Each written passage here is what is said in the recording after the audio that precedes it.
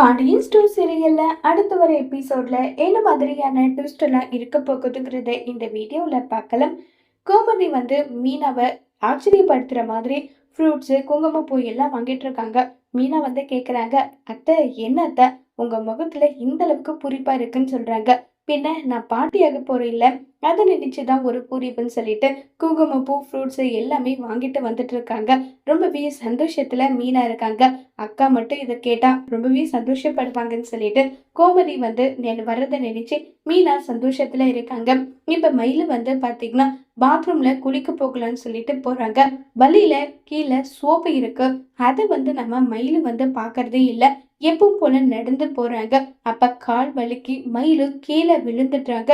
கீழே மயில விழுந்ததுமே பாக்கியம் பக்கத்துல இருக்க எல்லாருமே ஓடி வராங்க.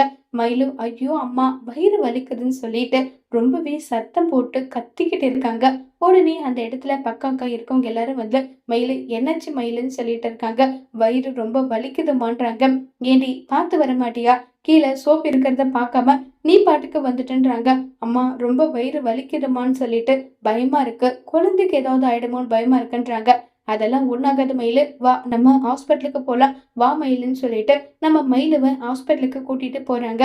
இந்த பக்கம் மயிலுவும் பாக்கியமும் பக்கத்துல இருக்கவங்க எல்லாரும் ஹாஸ்பிட்டல் போனதும் இந்த பக்கமா கோமதி, மீனா 2 பேரும் வராங்க. மயிலோட வீடு பூட்டி இருக்கிறத பார்த்ததும் என்னடி இவங்கள பார்க்கலான்னு வந்தா வீடு பூட்டி இருக்குன்னு சொல்லிட்டு கேக்குறாங்க. அத்தை ஏதாவது செக்கப்கா இது போயிருக்கலாம், ஏன்னா இன்னைக்கு அவங்களுக்கு செக்கப்பும் வேற இருக்கு இல்லைன்றாங்க. ஓ அப்படியா, குழந்தையோட போட்டோவெல்லாம் காட்டுவாங்களாடி, அதை நம்ம பார்க்கலாமா ஸ்கேன் பண்ணான்றாங்க. கண்டிப்பா அத்தை காட்டுவாங்க. சரி இருங்க, நான் மயிலக்காவுக்கு கால் பண்றேன். மயிலக்காவுக்கு கால் பண்ணி ஹாஸ்பிட்டலுக்கு போயிருக்காங்களா என்ன ஏதுன்னு கேக்குறேன். நம்ம வேணும்னா அங்கேயும் கூட பார்த்து பேசிடலாம். ஏன்னா இங்க மயிலக்காவோட அம்மா இருப்பாங்க. நீங்க ஒண்ணு பேச அவங்க அதுக்கு பதிலா வேற ஏதாவது பேசி தேவையில்லாத பிரச்சனையை ஏன் பெருசாக்கணும்னு சொல்லிட்டு மீனா சொல்றாங்க. அதுவும் சரிதான். சரி மயிலு ஹாஸ்பிட்டல் இருக்காளா என்ன ஏதுன்னு கேளுன்றாங்க. உடனே மயிலுக்கு கால் பண்றாங்க. ரிங் போகுது, எடுக்கிறதே இல்ல. என்ன இது மயிலக்க போன் எடுக்காம இருக்க மாட்டாங்களே, ஒரு வேலைக்கு இது போயிருப்பாங்களான்னு சொல்லிட்டு திரும்ப கால் பண்றாங்க. இல்ல இன்னைக்கு மயிலு வேலைக்கு வரலன்னு சொல்லிட்டா, என்ன ஹாஸ்பிட்டல்ல செக்அப் போகணுமா, அதனால வரலன்னு சொல்லிட்டான்றாங்க. சரி ஒரு வேளை ஹாஸ்பிட்டல்ல டாக்டர் கன்சல்ட் பண்ணிட்டு இருப்பாங்க, அதனாலதான் அவங்க போனை எடுக்கல போலன்னு சொல்லிட்டு நான் கோமதி கிட்ட சொல்லிட்டு இருக்காங்க. எவ்வளவு நேரம் இங்க வெளியவே நின்றுட்டு இருக்கிறதுன்னு சொல்லிட்டு இருக்க. கரெக்டா மயிலு ஒரு பக்கம் ஃபீல் பண்ணி அழுதுகிட்டே ஆட்டோல இருந்து கீழே இறங்கி வராங்க. பின்னாடி பாக்கியமும் ஃபீல் பண்ணி அழுதுட்டு வராங்க. அக்கா என்னாச்சுக்கா, ஏங்க அழுதுட்டே வரீங்க, என்னாச்சுன்னு சொல்லிட்டு கேட்டுட்டு இருக்காங்க.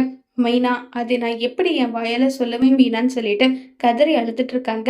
உடனே பாக்கியமும் இவளுக்கு மட்டும்தான் எதுக்காக சோதனைக்கு மேல சோதனை இப்படி வருதோ தெரியலன்னு சொல்லிட்டு மாறி மாறி ஃபீல் பண்ண. உடனே கோமதி ஏய் என்னாச்சு, எதுக்காக அழுதுட்டு வராங்களான்றாங்க.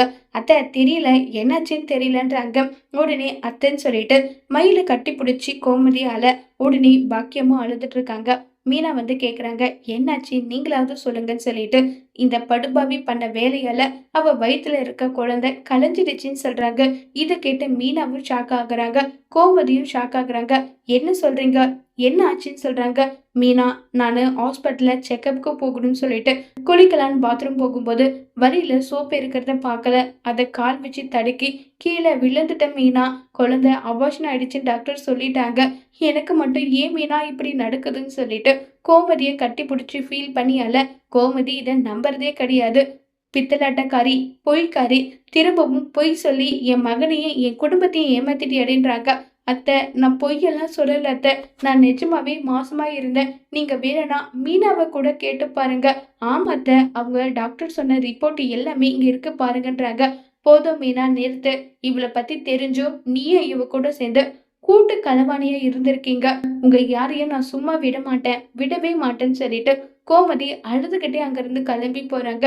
மயிலு மீனா நான் சொல்றத அத்தைதான் நம்பல, நீயாவது நம்பு. என் குழந்தை என்னை விட்டு போயிடுச்சு. நான் என் குழந்தைக்காக தான் இனி உயிரோட இருக்கணும். என் கடைசி காலம் முழுக்க என் குழந்தை மட்டும்தான் எனக்குன்னு எல்லாமே நினைச்சிட்டு இருந்தேன். கடைசியில என் குழந்தைய என்னை தவிக்க விட்டு போயிடுச்சுன்னு சொல்லிட்டு பயங்கரமா ஃபீல் பண்ணி கதறி அழுதுட்டு இருக்காங்க. அக்கா கவலைப்படாதீங்க அக்கா, விடுங்க பாத்துக்கலான்றாங்க. மீனா மறுபடியும் நான் பொய் சொல்றவளாவே எல்லார் கண்ணுக்கும் நான் தெரியறேன், உண்மையை சொன்னா கூட யாரும் நம்ப மாட்டேன்றாங்க, இப்ப அத்தை போய் என்ன சொல்ல போறாங்களோ தெரியலன்னு சொல்லி மயிலு ஃபீல் பண்ணி அழுதுட்டு இருக்காங்க. இப்ப கோமதி போயிட்டு சரவணன் பாண்டியன் கிட்ட விஷயத்த சொன்னா அவங்க 2 பேரும் மயிலுவை என்ன செய்ய போறாங்கங்கிறத வரப்போற எபிசோட்ல வெயிட் பண்ணி பார்க்கலாம். தேங்க்யூ.